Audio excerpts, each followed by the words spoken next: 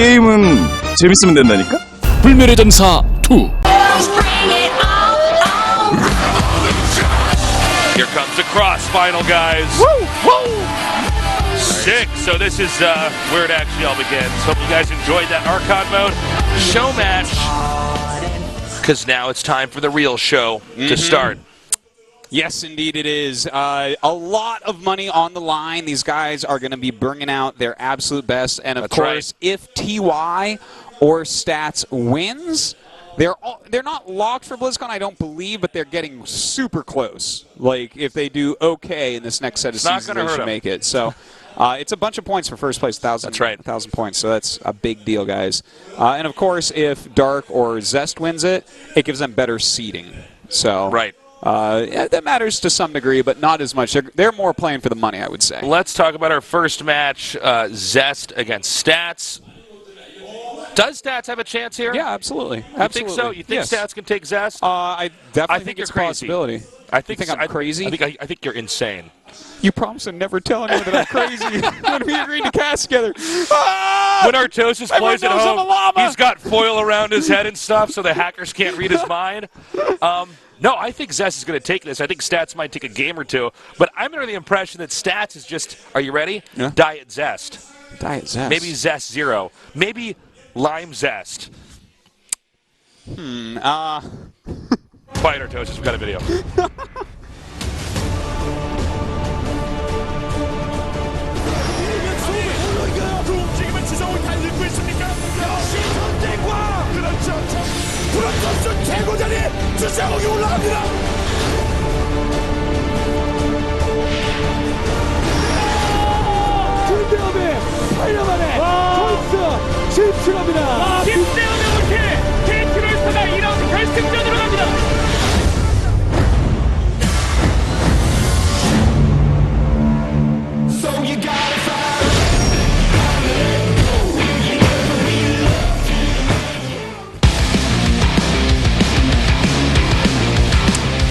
So as I was saying, is Zest, or excuse me, Stats just Diet Zest? Because when you get a team like this, right? I mean, Zest is kind of like the cheat of the Protoss. Yeah. You know what I mean? Zest is the best. He's like the Cal. He's like the Cal of the Protoss. Yeah. And basically, Zest is one of his blood riders. Yeah, it's somewhat. Here's the thing, like, Stats is really good. He's definitely one of the best Protoss out there, one of the best players in Korea, so there is a chance that he can take Zest down here tonight. I mean, obviously Zest should be the favorite. He's a better player. If they play a bunch of best of fives with a bunch on the line, then Zest is going to win most of them. I didn't realize he was 9-2. Yeah, he's PvP. Stats has very good PvP. Like, he beat a lot of Protosses during SSL. Like, some of his matches, like against Patience, for instance. Like, you've never seen anyone so grossly out-microed. And then, you know, against Zest, again, you would think that Zest would take it, but you cannot count Stats out of the match. I know that, like, Zest just, like, 4-0'd Deer and whatnot, but, you know, just the fact that Zest exists makes every other Protoss get better. Like, Zest can only lose his advantages over the other Protosses as they catch up to where he's at. You know what I mean? I like the way you put that. Yeah, so, like, every other Protoss is closing the gap on Zest. He's still the best Protoss, and he'll probably just be the best Protoss all year long. But, you know, like, he could have shown up in this form at any time and just, like, wrecked anyone in the world, but since he has shown up and he's showing his games, he's showing his strategies, he's showing how to play StarCraft 2, Stats has gotten to learn a lot off of that. It's going to be a best of 5. We're going to start it all off on Orbital Shipyard. I am really excited to see these two teammates duke it out because they certainly view the matchup the same way. So how do they play around each other? Is it just going to be control, or is there going to be any kind of crazy cheeses? It's not like when you got SOS in here where I'm like, well, he's just going to kind of do his weird SOS stuff. SOS is going to do his weird stuff and end up winning. Well, so SOS is just going to, like, plug his avatar tail into his opponent and just feel the waves of what's going on in the game and destroy them. And they'd be like, oh, I know what I have to do. And he makes, like, a cannon somewhere really weird and then rushes in with like 2 oracles in the mid-game. And he's like, I've only done this once and I'll never do it again. My name is SOS. Indeed. So, Anyways, guys, tell your friends to join us. Game number 1 in the CrossFinal has started up. We're getting it going. I suck today, man. I can't do this, guys. I don't know how to end it without going. You can ABC your way out of here. GSL at the very end. Yeah. Something. GSL. Vocal fry. GSL CrossFinals. In the upper right, in the blue, he is Zest. Oh my God. What? What's wrong? I didn't know the voice was going to come on. I didn't know either. Like, what? That's not Zeratul. Why does Zeratul sound like Yuri? In the bottom left, in the red, he is.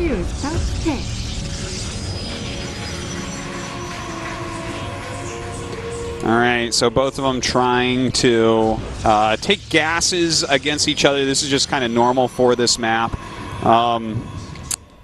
You know, you're probably going to see a pylon block as well. This is... You got to do it, but I do like the fact that everyone's double pro blocking now on those gases. That's cool. Yeah, it's smart. So now it's going to be the part we see them build in each other's bases. Yeah. For the time being, Zest starting a cybernetics course slightly ahead of his opponent. Yep.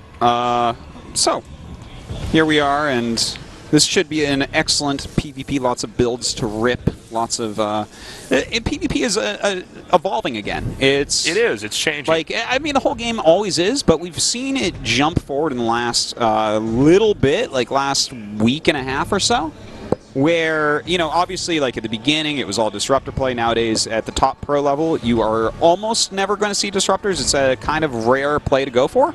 But Double Forge has become a real thing because of the ridiculous power of Zella Archon Immortal. And the thing is, if your opponent tries to do something other than Zella Archon Immortal, you can kind of counter that. Like, if they go Disruptors, you can go Phoenixes. If they go Colossus, you can go Tempest, that type of thing. So that means that upgrades are super powerful because it's just a bunch of gateway units fighting, and the more units you have, the more upgrades affect it. So it's really interesting to watch the evolution of the meta. So we see now that it is going to be Stats who's slightly more delayed there by the construction of that core. The Nexus starting now for Zest. Not too impactful, but you know, it's something. It's definitely something. He's going to have a little bit more workers coming out. On the other hand, for Tech, it's going to be Stats actually getting a Stargate here before that Nexus has begun. Well, you know, that's going to be his onus to do some damage with that. Right. Probably, I mean, we'll see if he goes for an Oracle, of course. The cores are going across the map, so they're trying to scout exactly what this tech is, especially for Stargate tech. Now, Zest starts the Twilight beforehand, so he's already decided to just stand those gateway units, which is pretty common for Zest. Zest loves to play hyper-mobile armies here. He loves Blink into charge and kind of controlling the map with Prism and aggressive moves. Yeah, and basically getting a better army there for the mid-game, start pushing. Seems like Stats slightly more inclined to harass. I'd probably say SOS most inclined to harass or proxy in this. Ruh-roh. Wow, look at that. I wish I could micro Mothership Core like this. Ooh, that was so good. Taking out a Sentry just for some energy and health on a Mothership Core is so ridiculously fantastic. And one of the big problems for Zest is that was how he was going to scout. He isn't getting an Oracle, right? So without the early Sentry to 1 to 3 sentries, he can't get any scouting done. And that is a huge issue for Zest. It is. We've got the Oracle headed northbound right now. Going to try to poke in, probably at the expansion, since this phase of the game. It's common for the player who's going for ground to try to break out, so the Oracle's timed out pretty nicely. Yeah, we'll see what he can get done. Like, great defense over here. This is kind of what you see, especially on this map. 1 pylon, Mothership Core Stalker at the back natural, and then the rest of the Stalkers at the main base. And that kind of stops all the harassment of the Oracle. You can't really get too much done with it, but it gives you great scouting, and it makes them keep a bunch of units back to stop it from hurting them. And now we have the third Nexus starting for both sides. I mean, there's no real way for Stats to prevent this, and of course there's no real way for Zest to push out and attack as long as the Oracle's on the map, so all they can do is keep growing their economies. Yes, indeed. A lot of probes on the way. And look at this. I love this by Zest, right? He's going into a Dark Shrine for drop harassment with that Prism and Blink Stalkers. So he'll keep the pressure on the front, kind of draw the units down, force a lot of Immortals out, which means less observers, less detection, and try to get some damage done with DTs. It's this is exactly how he likes to play. Oh man. Another 2 sentries have died. Yeah. That's... You know how long it takes to replace those? 200 years. Oh, Artosis. Oh, Artosis. The dad jokes just get... Yeah. As your daughter grows more and more, your dad jokes get bigger and bigger. I love it. I get a lot of practice. Especially with you. That's right. You love those. I love dad jokes. Yeah. And Tosis jokes. StarCraft Tosis jokes are actually my favorite. Actually, watching you talk about any video game is pretty hilarious. Yeah. Uh-oh. It's like I'm so sorry. Revenge! Oh, Sentry man. for a century, as they say. Wow. Well, an eye for an eye. 2 sentries down on both sides. All right, the Dark Shrine is done. He's keeping the pressure on with these Stalkers. Where is that Prism exactly? It's on the center left, low center left, right down there. This is this scary. is a good split too. He's got one in the front. Yeah, 1 observer. This is like perfect. Look at this. He's gonna go right here. Oh, you so sneaky. Yeah, that DT is gonna slip right in.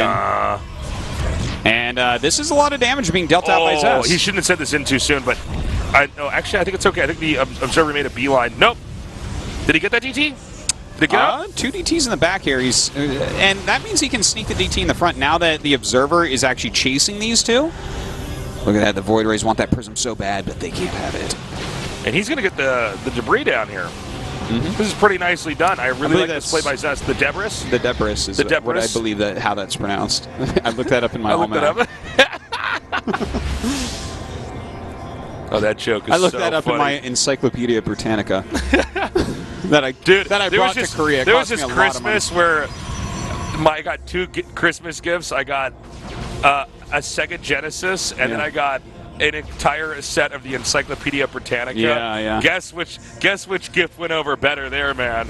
The Encyclopedia Britannica? No, nice try. Yeah, okay. I think most people would have guessed that, but I was like, you're just kind of a weird cool guy. You like Sega Genesis. You know when you're a kid and you're just like, your parents get you that like learning gift, you know? Yeah, They're like, look at this. Yeah. You can look up anything you need to know in the encyclopedia. Yeah.